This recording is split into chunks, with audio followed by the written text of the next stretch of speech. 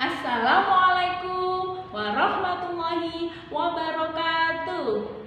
Hai anak-anak, jumpa lagi ya dengan Ustazah Rifa. Good morning student. How are you today? Alhamdulillah, I am fine. Kaifa halukum? Alhamdulillah, ana bikhair. Bagaimana kabarnya anak-anak yang hebat dan luar biasa? Semoga sehat selalu ya anak-anak ya. Kali ini ketemu lagi dengan Ustazah Rifa dalam pembelajaran PLH. Nah anak-anak, di pertemuan yang lalu kita sudah membahas tentang komponen lingkungan dan kerusakan lingkungan yang disebabkan oleh alam maupun disebabkan oleh faktor manusia itu sendiri. Nah, hari ini nanti kita akan belajar tentang data kerusakan lingkungan yang ada di muka bumi ini yang disebabkan oleh manusia. Nah, seperti apa anak-anak dan bagaimana cara menanggulangi kerusakan lingkungan itu sendiri? Yuk kita lihat video berikut ini.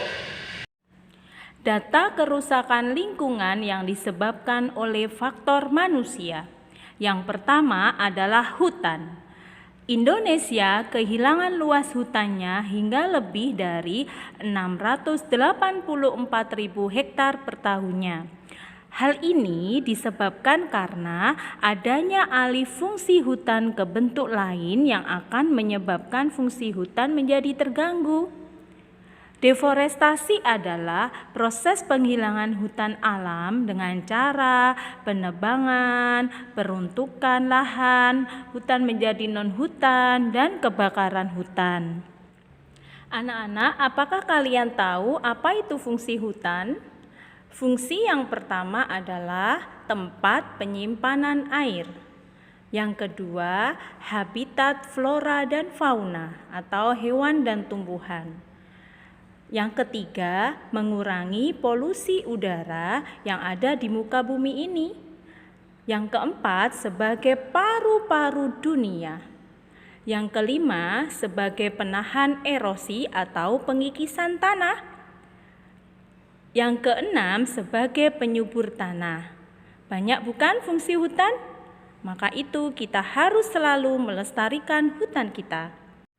Data kerusakan yang kedua adalah terumbu karang. Anak-anak sudah pernah melihat terumbu karang ya? Adanya di mana? Ya, betul, di laut.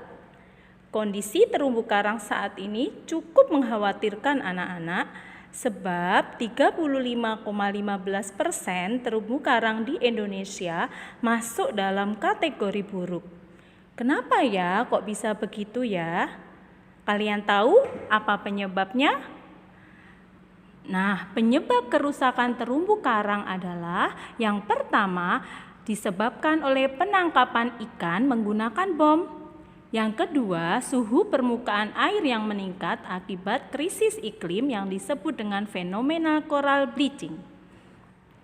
Nah, anak-anak, ini adalah gambar terumbu karang ya. Bagus bukan gambarnya? Subhanallah, luar biasa ya Allah menciptakan terumbu karang yang begitu indahnya ya. Nah, adakah yang tahu apa fungsi dari terumbu karang? Ya, pintar. Fungsi yang pertama adalah tempat bernaungnya biota laut atau hewan-hewan serta tumbuhan yang ada di laut. Yang kedua, untuk mengurangi pemanasan global atau global warming. Dan yang ketiga anak-anak, terumbu karang ini bisa menyerap karbon dioksida. Data kerusakan lingkungan yang disebabkan oleh manusia yang ketiga adalah sampah plastik. Plastik yang selalu digunakan sehari-hari menyebabkan kita menjadi tergantung pada keberadaannya. Tahukah kalian, sebanyak 60% dari plastik di dunia adalah berasal dari sampah sekali pakai dan langsung dibuang setelah dipakai. Hal ini bisa menyebabkan polusi atau pencemaran lingkungan. Untuk itu, pengurangan plastik sekali pakai sangat penting untuk mengurangi polusi itu sendiri. Mulai sekarang, yuk kita mengurangi penggunaan plastik itu sendiri biar bisa mengurangi jumlah sampah yang ada di muka bumi ini ya anak-anak. Data kerusakan yang keempat adalah asap. Anak-anak, jumlah kendaraan yang ada di muka bumi ini tambah hari tambah banyak ya. Banyak yang memiliki kendaraan pribadi. Nah, banyaknya kendaraan pribadi ini memicu banyaknya emisi karbon dioksida yang bisa menyebabkan pemanasan global, yakni proses meningkatnya suhu rata-rata atmosfer bumi, laut, dan permukaan bumi. Akibat dari pemanasan global ini adalah bisa menyebabkan rusaknya ekosistem makhluk hidup, tenggelamnya pulau-pulau kecil, dan naiknya permukaan air laut itu sendiri.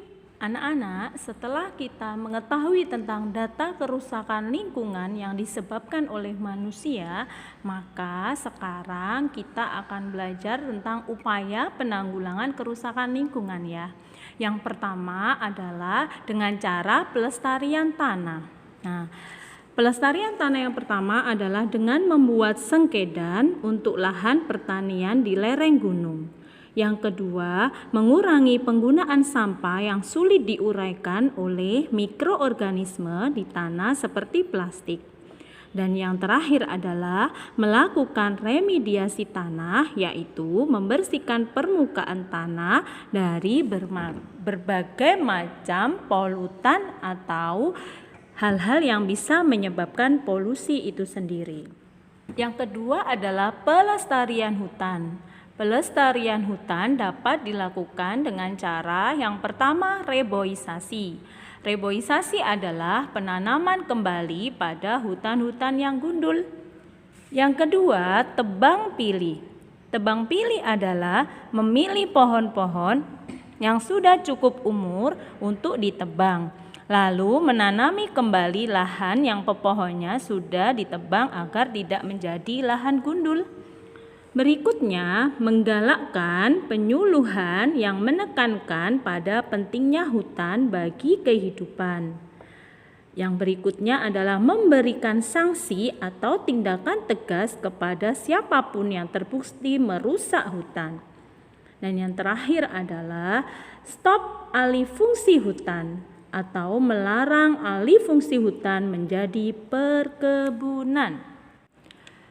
Berikutnya adalah pelestarian air, baik di sungai, laut, dan pantai. Pelestarian air yang pertama adalah melakukan pengolahan limbah terlebih dahulu sebelum dibuang ke sungai. Yang kedua, melarang pemakaian bahan peledak dan racun dalam menangkap ikan. Yang ketiga, melarang pengambilan terumbu karang yang merupakan habitat ikan dan tumbuhan laut. Yang keempat, melarang menggunakan pukat harimau untuk menangkap ikan karena bisa menyebabkan kepunahan beberapa jenis ikan. Yang terakhir, menanam kembali pohon bakau yang ada di sekitar pantai. Berikutnya adalah pelestarian udara. Pelestarian udara yang perlu dilakukan adalah yang pertama, menggunakan bahan bakar alternatif sebagai pengganti bahan bakar fosil. Yang kedua, menggalakkan reboisasi pada pohon dan tanaman hias. Yang ketiga, menggunakan kendaraan berbahan bakar ramah lingkungan, yaitu berupa kendaraan hijau. Kendaraan hijau adalah sebuah kendaraan yang dianggap ramah terhadap lingkungan seperti sepeda kayu. Dan terakhir adalah tidak menggunakan CFC dalam berbagai alat elektronik karena dapat menyebabkan lubangnya lapisan ozon. Berikutnya adalah pelestarian hewan dan tumbuhan. Pelestarian hewan dan tumbuhan dengan cara mendirikan suaka margasatwa untuk melindungi hewan-hewan langka. Yang kedua, melakukan pendirian cagar alam untuk melindungi hewan dan tumbuhan langka. Dan yang terakhir adalah melarang kegiatan perburuan liar hewan dan tanaman langka. Berikut adalah upaya pemerintah dalam mencegah terjadinya kerusakan lingkungan. Yang pertama, membentuk Badan Pengendalian Lingkungan pada tahun 1991. Yang kedua, mengeluarkan Undang-Undang Pokok Agraria Nomor 5 Tahun 1960 yang mengatur tentang tata guna lahan. Yang ketiga, memberlakukan Peraturan Pemerintah RI Nomor 24 Tahun 1986 tentang AMDAL atau Analisis Mengenai Dampak Lingkungan. Dan yang keempat, mengeluarkan Undang-Undang Nomor 4 Tahun 1982 tentang Ketentuan Pokok Pengelolaan Lingkungan Hidup. Alhamdulillah anak-anak, pembelajaran kali ini sudah selesai ya. Nah, nanti jangan lupa ada tugas yang Ustazah berikan di website sekolah. Silakan dilihat ya.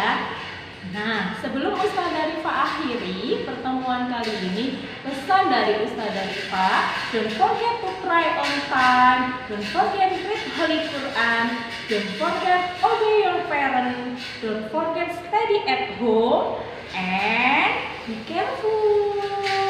Bye-bye. Wassalamualaikum.